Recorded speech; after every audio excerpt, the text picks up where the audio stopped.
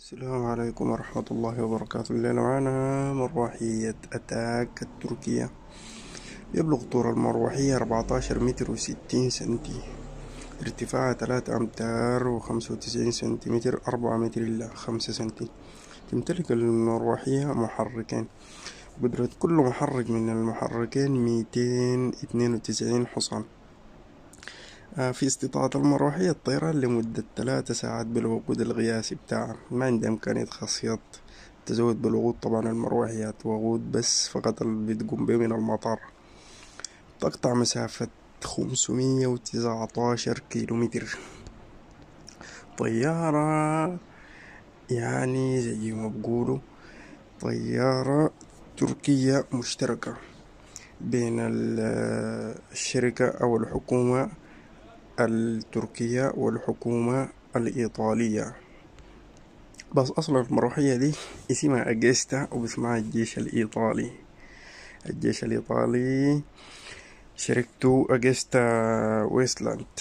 الشركة التركية للفضاء أو TAI تصنع الطيارة دي بالاشتراك مع الحكومة الإيطالية.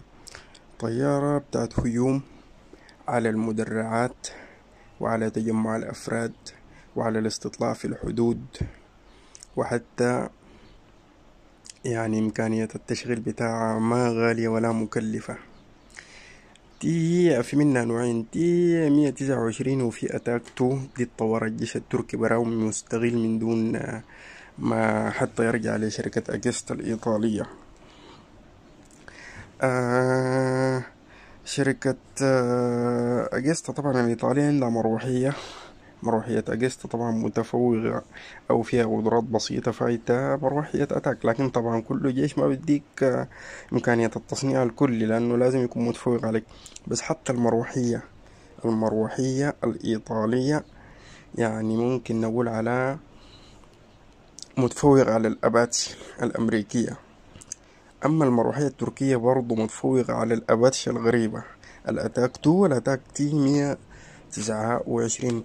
بنلقى تستخدمها دولة تركيا ودولة إيطاليا، وحتى في الفترة الأخيرة حاولت المغرب أنها تشتري الطائرات دي أو مروحية أتاك.